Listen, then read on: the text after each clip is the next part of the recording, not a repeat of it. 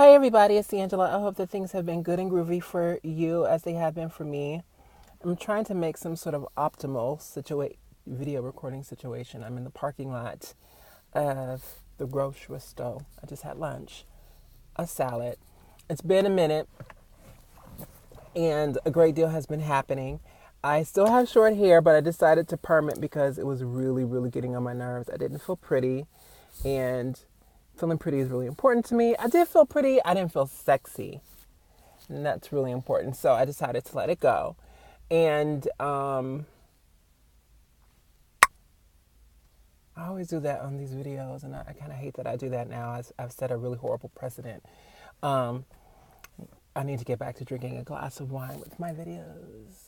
Although I'm on an alcohol hiatus right now, I have asthma and have been suffering quite a bit because I live with a smoker. They don't smoke when I'm there, but they do smoke in the house.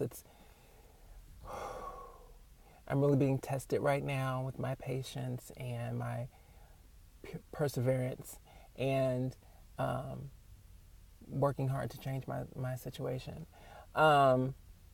But alcohol is a trigger for asthma, and I figured since I've got this main trigger of nicotine in the house, cigarette smoke, I need to do everything I can to keep my asthma under control.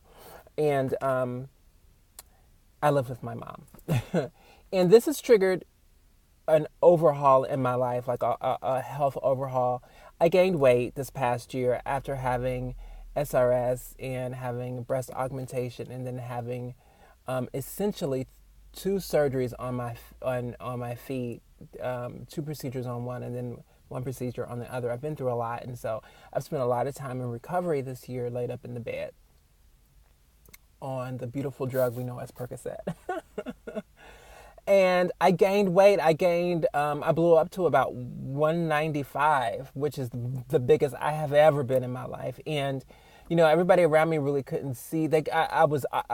Yeah, you could. I was obviously thick for me, but I felt really fat because I've always been really thin and slim, and 175 is like a good place for me. I don't know how much I weigh right now, but I've lost weight. I know because I'm fitting clothes that I wasn't fitting before. And I make videos sporadically. I'm feeling really bad right now. And one of the reasons is that, I do want to make videos consistently, and I always say that, but I feel really bad coming on here and always giving bad news. And so that's one of the reasons for this new channel. I want to dedicate myself to sharing my story and being open and honest about my life. But I also want to make it impactful in a positive way. And hopefully through watching my story, people can see themselves in me and my story and gain some sort of life lesson or different perspective, and just not spewing a bunch of negativity. And my life has been difficult lately over the past year. You guys know I got fired, or did I talk about that? I think I did. I've made a few videos and I've not posted them, and I may post them and put the date that I originally recorded them so that they make sense. But they were like one video I made. It just seemed so dark and depressive, and it was really cathartic for me to make. And I didn't want to make it, and then everybody sent me all these like messages like, "Oh, is everything okay?" Because everything was, when you're having a moment, when you're really going through it in life, everything seems so heavy. And I'm an optimistic person by nature. So when I'm going through something and I'm venting and I'm ranting, I still have a positive outlook on what's going to happen. And I have hope and I have faith always. But so I don't know, those videos were just, they seemed really, when I watched them back, they were like, oh, I was just thinking that somebody might get the wrong idea. They're that kind of dark. But now that I've made this video, I feel a little bit more confident, maybe putting those up, post-dating number. Is that post-date? You know what I mean. Putting the original day I recorded it. And then, so you can see that you can have dark moments and feel really low and know that you can get through them. I've been going through what a lot of spiritual teachers call the dark night of the soul. And getting fired, having these surgeries. A surgery is considered a trauma. It's something that you go through that's really heavy, and having so many surgeries, getting fired, and moving out of my apartment. And there's so many things that have happened to me over the course of this past year that I've had a difficult year emotionally. After SRS, my hormonal situation changed yet again, so I've been dealing with that. And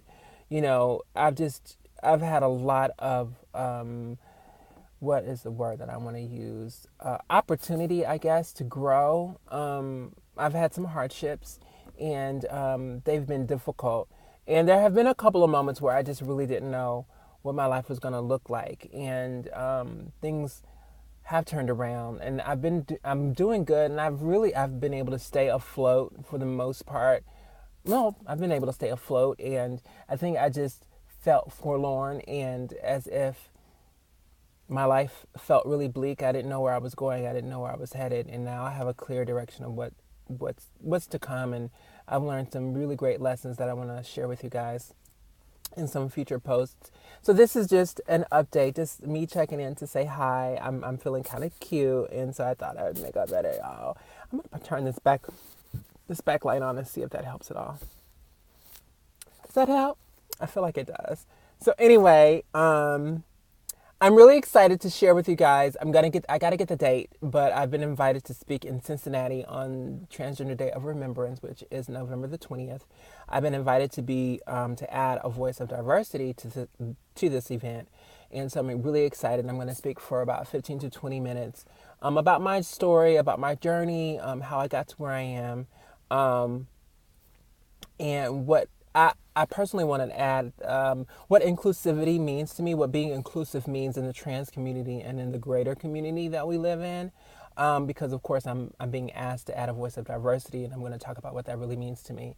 So as I get details, I'm going to share them as quickly as possible, because if anybody wants to go to this event, I don't think it costs anything. It'd be a great opportunity to meet me. I've never done a meet and greet.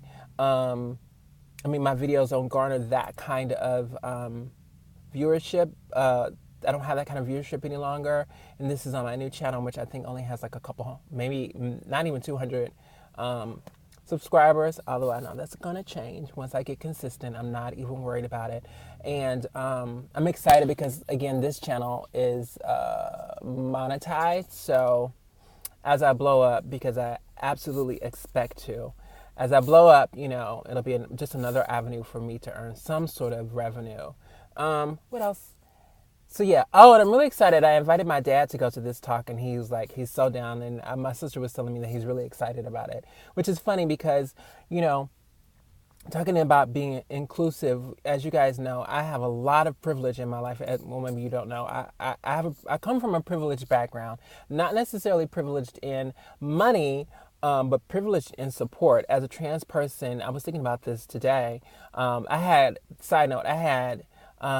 dinner yesterday with my sister and two of my cousins, and these two cousins are on my mom's side, and on my mom's side there's only 4 grandkids. There's only 4 of us, and so we grew up like siblings, and so when we were kids we were always together, and we're all in our 40s now, and we got together and had sushi last night, and we're planning an event because I'm a makeup artist and a public speaker, and my sister is a marketer. She's in marketing. And then my other cousin is a hairstylist, and her brother is a musician and a producer. So we've decided to get together and do some sort of event here in the city that I'm living in right now. We have an idea of what it's going to be, and we're really excited because we all are sort of movers and shakers and just producers in our own genres.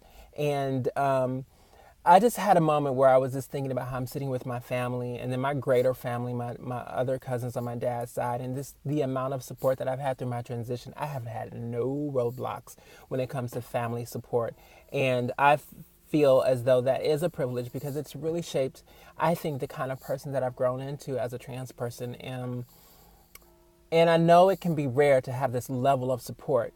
And I do believe that's a huge privilege. So it makes me want to give more and to do what I can, because I feel like when you are privileged, it is your responsibility to do for others what they may not be able to do for themselves, or to share your perspective, or, to give in whatever way that you can, in whatever capacity. So I do feel like I'm very privileged. I had a privileged education, a privileged upbringing, and I, want to give back. Okay.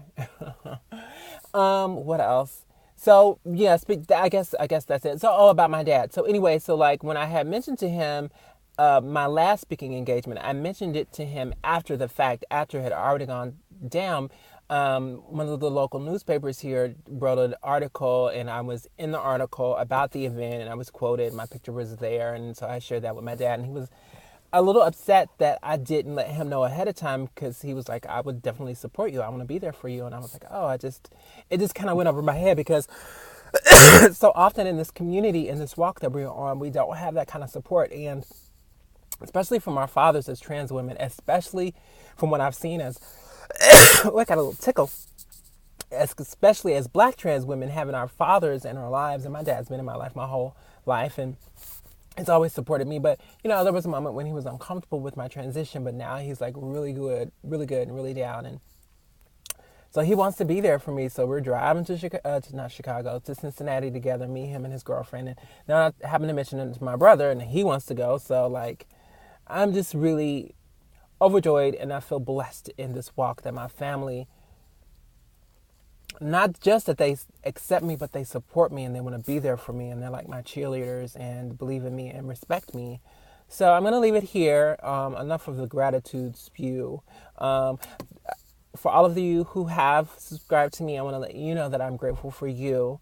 It means the world to me. The way you guys have just stayed with me through my ups and downs. When you're in a valley, eventually that you're going to start to climb the mountain again, and things are going to rise. You're going to come out of whatever hole you've been in. I'm on the rise, and it feels really good.